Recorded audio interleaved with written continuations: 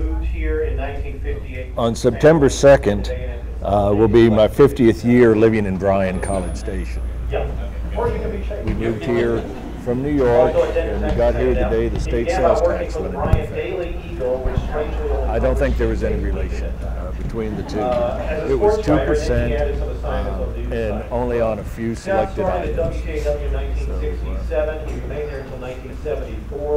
We have this, I don't know, a lot of you had already come in.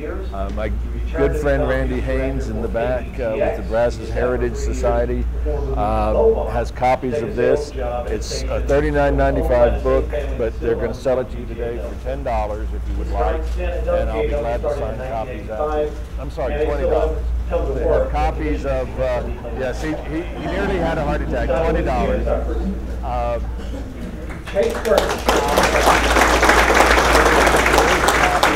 Marvelous History of Boonville by Margaret Van Navel. It is available for $10. So if you don't have that, if you don't have either of them, you're welcome to stop by afterwards and pick up your copies, and I'll sign mine. I won't sign more. Award-winning journalism and professional integrity. Many names come to mind. And I would like to, for those of you who came last year to hear my talk, find out the best way to pass out in the radio career began when he was a teenager. You'll get pushed right in. So just consider that if you want. I look out and see so many people here that I know and admire. I did go to school in Bryan at Lamar Junior High and Stephen F. Austin High School, and I was in the band with Brian Hope and Peggy Hope, and their parents are here. And, I guess Peggy's still, excuse me, Carrie, I'm sorry. Carrie is still involved with the community orchestra. Is that correct? No, it's their own little group of 7 people. They okay. Quintet. Okay. Okay, well, great. Great. So enough of that. I'm going to talk about the history of the Eagle. If you have any questions, raise your hand, throw something at me, call out, whatever. I'll be glad to try to answer them for you. The Bryan College Station Eagle has been a fixture in Central Texas for almost 122 years. Maybe it's 135 years. We've had it both ways at the paper, and both ages are correct. How can that be? In January 1877, when Bryan was little more than a decade old and had been an incorporated city for only about 5 years, Richard M. Smith, a lawyer, founded the Brazos Pilot. And as far as I can tell, he's no relation to the Richard Smith many of you know, who has the real estate company and was our mayor in Bryan and state representative for some years. It wasn't the first newspaper in Bryan, but it thrived for several years where others failed. In October of 1889, Smith would start the Bryan Eagle, and eventually the two papers would merge. Today's paper traces its roots to 1877, but officially as the Eagle to 1889. The history is based on clips in the files of the Eagle, including histories prepared by Bill Page of Texas A&M University's library and Paul McKay, formerly of the Eagle. At one time, Milliken, now a tiny rural community, was the dominant city in Brazos County. It was quite large, as you probably know, thriving business community. The railroad had stopped there with the coming of the Civil War, the Houston and Texas Railroad, so it was, as the terminus was, the place to ship goods and what have you. There was a Confederate training camp there. In 1867, William Lambden started the Milliken newsletter. But by then the war had ended and the railroad soon extended north. Settlers in the county seat of Boonville moved their community several miles to the east to be near the railroad, and Bryan was born. And I'm sure you all know the history of Guy Bryan giving the land for what is now downtown Bryan. From those times to today, Bryan and its sister city, College Station, have grown into a community of almost 200,000 people. As Bryan blossomed, Lambden moved his newspaper to that city in late 1867, only a few months after he had started it in Milliken. And that newspaper began a journalism tradition that continues to this day. In March 1869, there was a newspaper called the Bryan Newsletter, and the Galveston Daily News wrote, "The Bryan Newsletter is doing well, and it is certainly deserving of a liberal patronage. Mr. Lambden, the popular proprietor, is a gentleman who reflects credit on the profession." He wasn't the Rupert Murdoch of his day, I guess. But he didn't get a pie in the face either, so. That same year, Lambden sold the Bryan Newsletter to, quote, radical Republican, quote, Dr. W.H. Farmer. He proved to be unpopular and a poor businessman, and within 4 months he had gone broke. He sold the Bryan Newsletter back to Lambden for $2,100 less than he had paid for it, setting a record that journalism would equal for many years to come. Lambden then began publishing the Bryan Appeal in place of the newsletter. He wasn't alone. Between 1870 and 1890, there were many newspapers published in Bryan. The Battle Blade and the Crescent both promoted religious issues. The Brazos Eagle, no relation to the present Eagle, was a Republican organ. The Royal Texan was a Grange publication. The Texas Blade backed organized labor. Excuse me. The Temperance Banner's cause is rather self-evident. There was also the Bryan Enterprise and the Bryan Post and the Brazos Farmer. Many of these published once, maybe twice, and went out of existence, and only thing we have is some records that they existed, but we don't have copies of the papers themselves. The 1890s saw publication of the Methodist, the Texas Factotum, and several publications at the Agricultural and Mechanical College of Texas. There was also a black newspaper and many others of that time. The Battalion, the A&M student newspaper, started in 1893 as a monthly publication that continues to this day. The first paper at A&M was the Texas Collegian, published in 1878 by the Austin and Calliopean Literary Society. They later published the College Journal from 1889 to 1893. It was this diverse atmosphere that Richard M. Smith, a practicing attorney, began the Brazos Pilot in January 1877. Smith's father, R.J. Smith, and uncle, George I. Goodrich, were journalists who had worked in Bryan in earlier years. In 1882, after 5 years, Smith sold the Pilot and was replaced as editor by Luther W. Clark. Smith would return to the Pilot from 1886 to 1889 before leaving to found the Bryan Eagle. And he would then return to the Pilot again in the early 1890s. Like Smith, Clark was an attorney, serving, in fact, as Brazos County at the time he purchased the Pilot. Smith described him as a gentleman of clever capacity as a writer, combining the essential elements of sound discretion, spice, and individuality, eminently conservative and very proper withal. Clark later would become editor-in-chief of the Galveston and Dallas Daily News in 1900, holding the post until he died in 1920. In a twist of fate, the Galveston and Dallas Daily News, then the state's largest and most influential paper, would evolve into the Dallas Morning News.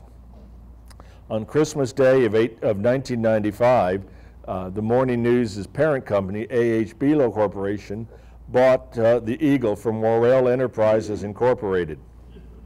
They kept the Eagle for about 5 years until they sold it to concentrate on their Dallas area properties. In May 1889, the Brazos Pilot was sold to William D. Cox, former owner of the Temple Times. He later would purchase the Bryan Eagle and still later would serve as secretary of the Texas Press Association. So as you can see, there was a lot of transition and a lot of turnover in the newspaper business, not only in the number of publications and the types of publications, but also in the people who would run them. It was kind of a round robin. They would buy one and sell it and buy another one and sell it. So that was the way of the news business back then. On October 24th, 1889, Richard M. Smith began publication of a new weekly, the Bryan Eagle. It was located on Main Street in downtown Bryan on the site of the future F.W. Woolworth store, and that's the original Woolworth, not the white stucco one that they have that many of you remember, but it was the one a few blocks down, became the Texas Gallery Furniture, I think it was. This is a quote: Mr. J.L. Hearn, one of Bryan's oldest and most substantial businessmen, had sufficient confidence in the success of the Bryan Eagle to have erected a handsome building for its use,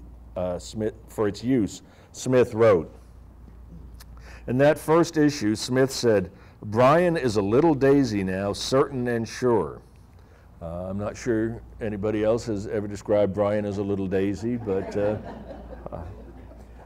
the first issue also outlined the paper's rather unusual circulation policy. The Eagle will be sent to any address anywhere in the United States 1 year for $1, postage free. The dollar must be paid in advance, if convenient. But any good citizen of Bryan or Brazos County who cannot spare the dollar right now can have the paper all the same. An acquaintance of 20 years with these people enables us to know that those who are not good for a year's subscription to a county newspaper are few and far between. Of course, our terms are cash in advance, and we will always be glad to have them complied with, but will at all times be lenient with our patrons. We're not quite so lenient today, and subscriptions are slightly more than $1, I believe. I get it free, so I don't know about that. But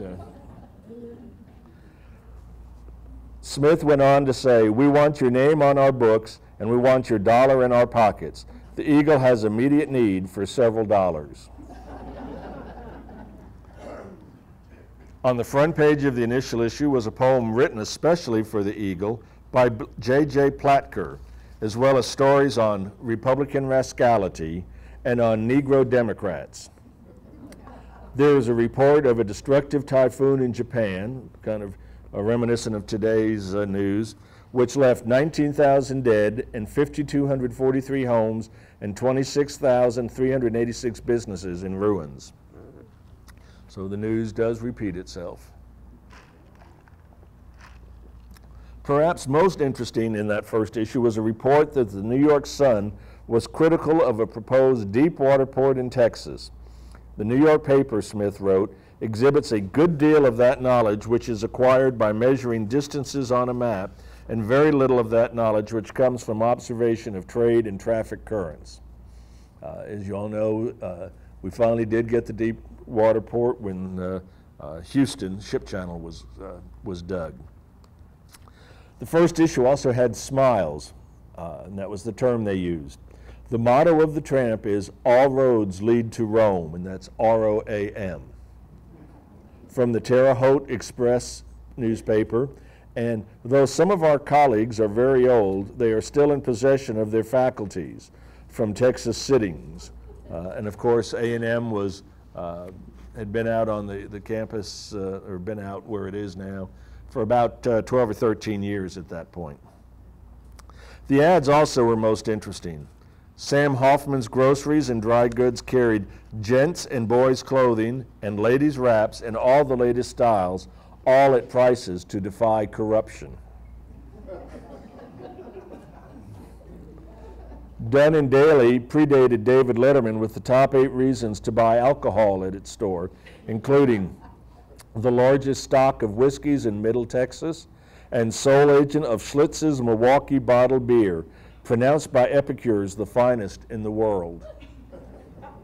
Anybody who ever drank Schlitz would probably not proclaim it the finest in the world. There were many smaller ads too, including some for Smith's Bile Beans, Carter's Little Liver Pills for treatment of sick headache, and St. Jacob's Oil, the great remedy for pain, cures permanently lumbago. And I can remember as a child, Carter's Little Liver Pills were still being advertised. The other two, no, but I do remember the ads for the Little Liver Pills. Dr. J.L. Stevens of Lebanon, Ohio, offered the only certain and easy cure for opium addiction in an ad, while B.M. Woolley, M.D. of Atlanta, Georgia, advertised opium and whiskey habits cured at home without pain.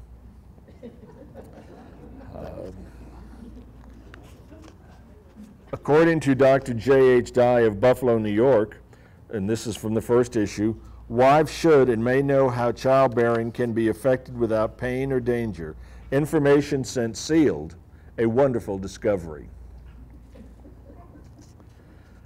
And then there was an ad for Dr. Israel's electric belt and truss combined. Don't even want to go there. Smith owned the Eagle for less than a year, selling it to William D. Cox on September 25th, 1890. He then ran for the legislature a number of times, and in September 1890, he dropped out of the race for state senate at the local convention after the 419th ballot. And you thought politics was gridlocked today. He finally was elected as a state representative in 1894, but 2 years later he ran for Brazos County attorney and lost. He then moved to Wood County in East Texas, where he founded the Winsboro Free Press and the Wood County News. He twice served as Wood County judge and later as judge of the 7th District Court, and he died there on August 20th, 1935. In late 1894, the Eagle was owned by W.P. Connolly, Jess Palmer, and editor Malcolm Carnes. And of course, Malcolm Carnes is an important figure in local history. The Brazos Pilot and the Bryan Eagle, still separate publications, but they joined together to publish a special Bryan Booster issue in September 1895, kind of an unusual occurrence for rival newspapers. As early as June 1892, the Eagle, still then a weekly, published a daily commencement edition in conjunction with the week-long graduation activities at A&M. A whole week of fun and games associated with graduating from A&M. The Bryan Appeal began daily publication early in 1895, and on December 3rd, 1895, the Eagle began full daily publication. For 42 years, the Eagle continued as both a daily and a weekly newspaper, but on September 15th, 1937, the Bryan Weekly Eagle ceased publication and a Sunday edition was added, or rather, restarted. The Eagle previously published a Sunday edition from February 1896 to March 1909 before dropping it. And then at one time we did not have a Saturday edition, but that was added sometime in the, I believe, late 1960s or early 1970s. The Eagle continued to prosper through the 1890s. Its owners bought the Madisonville Meteor in January 1897, but the Eagle was forced to move to a new location on Main Street, its third in 8 years. Editor Malcolm Carnes, who was only 38, died in August 1908 in Denver, Colorado, where he had gone to improve his health. In October of that year, the Carnes and Wallace Company sold its stock to Joseph M. Carnes, M.E. Wallace, J.J. Gillum, and George A. Adams, who formed the Eagle Printing Company. Joseph Carnes, father of the late Malcolm Carnes, became editor-in-chief, and Gillum became local editor.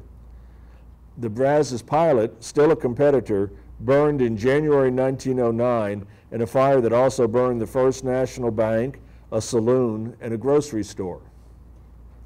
The Eagle then purchased the Pilot's name and goodwill, A.J. Buchanan, the pilot's editor for 15 years, purchased Gillham's stock in the Eagle and took over as Eagle editor when Carnes retired in January 1912.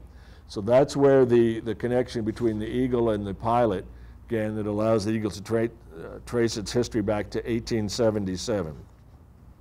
Buchanan was replaced as editor by Ed E. Talmadge, who bought controlling interest in the paper with A.B. O'Flaherty. In 1920, the revolving ownership of the Eagle came to an end when Mr. and Mrs. Lee J. Roundtree bought the newspaper. Lee J. Roundtree soon was elected state representative from Brazos and Grimes counties, leaving his wife Frances to run the Eagle while he was in Austin. And prior to that time, she had no background in newspapers, had not worked outside the home, but she took over the day-to-day operations of the Eagle. And she was a pretty formidable woman from all that I've heard. 1923, Lee J. Roundtree, who is referred to as Colonel Roundtree, an honorary title, was a likely candidate for lieutenant governor, but he had yet to announce his candidacy. On May 2nd, 1923, Civil War veterans of Hood's Texas Brigade presented flowers to Roundtree on the floor of the House. And as you probably know, the Hood's Texas Brigade had its final reunions here in downtown Bryan. The last 5 or 6 reunions were held down there with the Carnegie Library as kind of the focal point of the gatherings. The next day, so moved by the gesture of the flower presentation, Roundtree got up to speak of the kindness of the veterans. They have sent these flowers to the living, those glorious comrades of the Old South, and they warm my heart as no music might ever. With that, Roundtree sat down and promptly died of a massive stroke. Mrs. Roundtree then took over full editorship of the Eagle and even was appointed to fill out her husband's legislative term and was elected to 1 term of her own before being defeated in her re-election bid. She soon began writing a column called Pavement Palaver, later called Pavement Pickups. Ran on the front page down, we call the rail, the left-hand side of the page. The column was about the people of Bryan she loved so much. It contained news of people visiting the community and gossip about the area. After the Eagle moved to a new home on 26th Street across from the present Mounts Bryan Public Library, Mrs. Roundtree occupied a desk by the front window.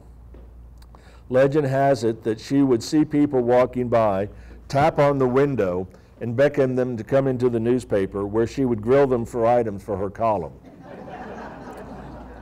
So fearsome was her questioning, some old-timers say they would go blocks out of their way to avoid Mrs. Roundtree and her summoning finger. She also was a fixture on her walks to what became Colson's Corner in downtown Bryan and what's now the Aston Building. She would go there for coffee every morning, during which she would pick up more news. And it said that the sidewalks would clear out ahead of her of people. And now if you were seeking publicity, you knew where to find her.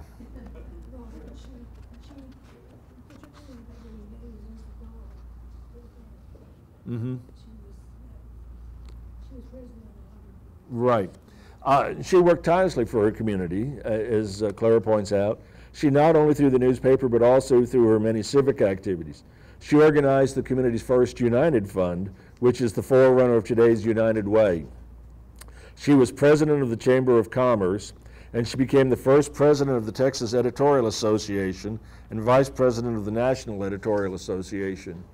Pretty amazing at that time in history that she could assume such powerful positions, and for somebody with absolutely no training whatsoever in the business.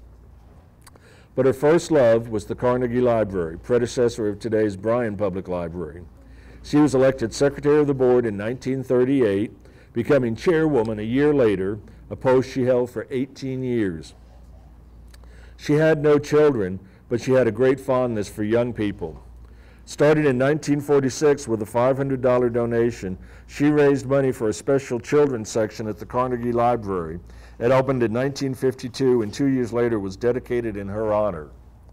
Kind of a side note, my very first job when I was in high school was working for Hazel Richardson in the Carnegie Library.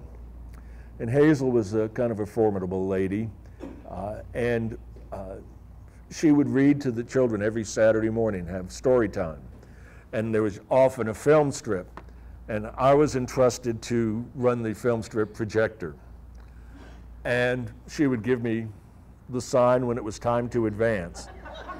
And heaven help me if I advanced at the wrong time, either too soon or not quickly enough. Because she had these little half glasses she wore, and she would glower at me. And, she was a wonderful lady, and I went to school with her son George, and who's now a orthopedist here in town. But under Mrs. Roundtree, hardly anyone ever called her Frances. She was always Mrs. Roundtree, Mrs. Lee J. Roundtree. We have a great picture of her at the paper, sitting at her desk, and the nameplate says Mrs. Lee J. Roundtree. First name was Frances. Yes. Yeah. She took according to Aline Brogden, many of you probably remember Aline and her sister, Mrs. Roundtree took that eagle and it went to town. One day in November 1956, Mrs. Roundtree collapsed at her desk, perhaps the most fitting end to a dedicated journalist. After lingering in a coma for 10 days, she died on December 5th, 1956. So for 36 years, the Roundtree's family had the newspaper. An Eagle staff writer said in the paper after her death, "Above it all, it was by her personality that Mrs. Roundtree will be remembered. Never one to pussyfoot, she called attention in vivid words to whatever she considered wrong, and she was equally outspoken in her praise for what she considered good. The smooth glibness of what sometimes passes for public relations was not for her." Many papers would compete with the Eagle in the first half of the 20th century, including the first daily newspaper in College Station, the Daily Bulletin, first published in 1915. It was unusual in that it served as both the official Texas A&M paper and the newspaper for the city. If you've ever been to Columbia, Missouri, they have a similar relationship between the university and the town newspaper. In 1918, the Daily Bulletin changed its name to Reveille, reverting to the Daily Bulletin a year later, and it survived until 1926. The Bryan Daily Herald, published briefly in 1916. First Baptist Church in Bryan became publication of the Baptist Messenger, a weekly paper, in 1933. Bryan Air Base, which is the Riverside campus of Texas A&M now, had a newspaper called Jet Blasts. In the 1930s, the Bryan News began publication and lasted until 1952. In 1957, a group of businessmen decided to challenge the Eagle and began publication of the Twin Cities Star, with several former Eagle writers and editors on its staff. The Eagle then was an afternoon newspaper. The Star was a morning newspaper. Jack Bowen, who was a former Eagle city editor and kind of my mentor in journalism, said the Eagle management met the new challenge of the competitor by cutting its ad rates in half. The new paper was forced to meet that lower price. So the Eagle cut its ad rates in half again, until finally the Twin Cities Star could not afford to publish. The Eagle then went back to its original rates and quickly raised them. In 1962, the Eagle printed a weekly historical column by Broadus Smith to celebrate the centennial of the Civil War. And we were new in town when that happened, and there were a lot of activities. Not much mention now of the 150th anniversary of the war, which starts this year, the 150th anniversary. During the early 60s, the Eagle joined the often heated debate on whether to admit women to the all-male Texas A&M, coming down in favor of coeducation. Back then, of course, College Station had started to grow around A&M, but there was still a divide when you knew Bryan ended and before College Station started, unlike today. And that was a hot topic in the 50s and the early 60s. And the newspaper, I think to its credit, favored admitting women to A&M. In September 1969, as the city of College Station began its explosive growth, attributed to the admission of women to A&M and the dropping of mandatory participation in the Corps of Cadets, the Bryan Daily Eagle changed its name to the Daily Eagle. The owners did not want to add College Station to the name because, as Bill Page from A&M reports, they did not think that the Bryan College Station Daily Eagle would look nice at the top of the page. The Daily eventually would be dropped. Later, trying to make sure College Station felt included, the name was changed to the Eagle of Bryan College Station. Still later, in June 1981, the name was changed to the Bryan College Station Eagle, and no, it didn't look silly at the top. Today, officially, it's just the Eagle. We're not, people still call and talk about the Bryan Eagle, but it's officially just the Eagle. In 1962, the Eagle was sold to Hart Hanks Communications of San Antonio, publishers of the Express News there, as well as papers in Abilene, Corpus Christi, and elsewhere in Texas. No longer would local people own the newspaper, but the focus on local news continues to this day.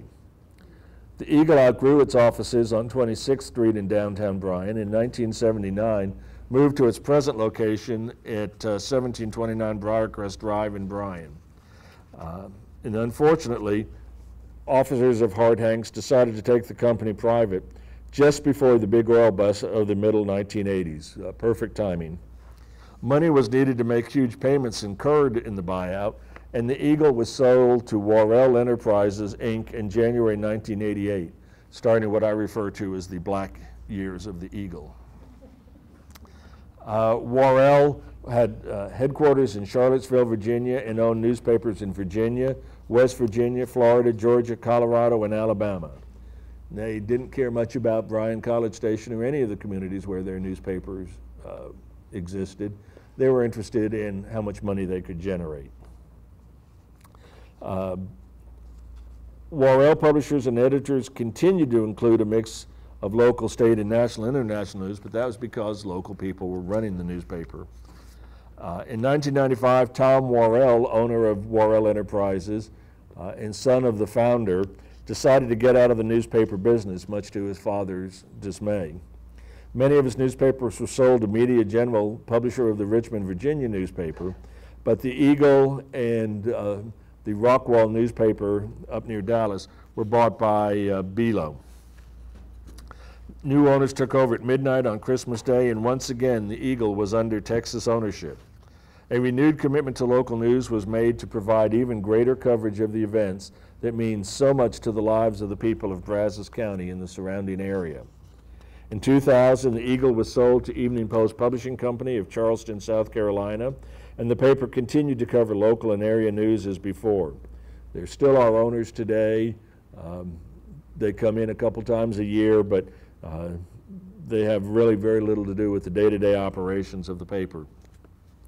The paper's internet presence has grown considerably, as it has for many newspapers,